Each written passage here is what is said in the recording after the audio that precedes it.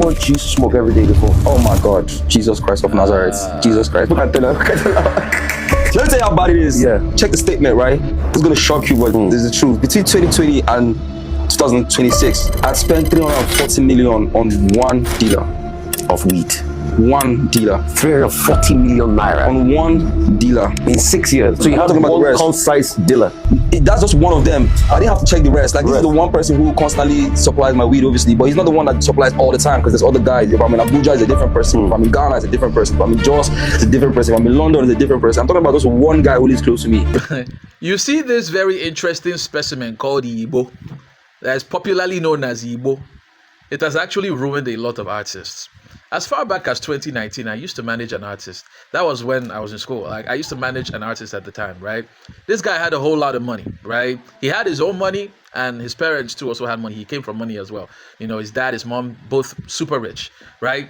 Now, he had enough money to. This guy was putting out projects back to back, EPs. He even had like 2 albums out. He was putting out projects back to back. But you want to know what his problem was?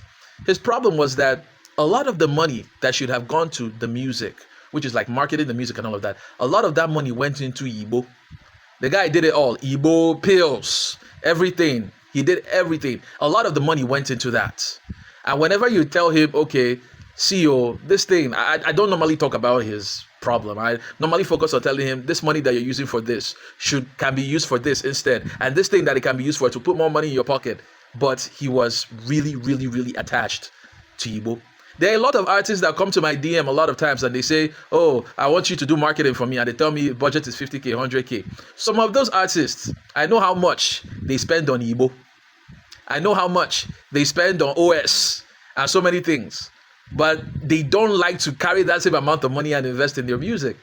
And that is always the problem. I'm not saying that is what is the case with Ice Prince. I'm just saying that there are too many, like what he said is too real. Like, it's not like he's making it up, right? Like, some people might think that he's making the 340, but he's not making it up. There are a lot of artists out here, especially on the underground scene or whatever. There are a lot of artists out here that are spending a whole lot of money on Igbeaux.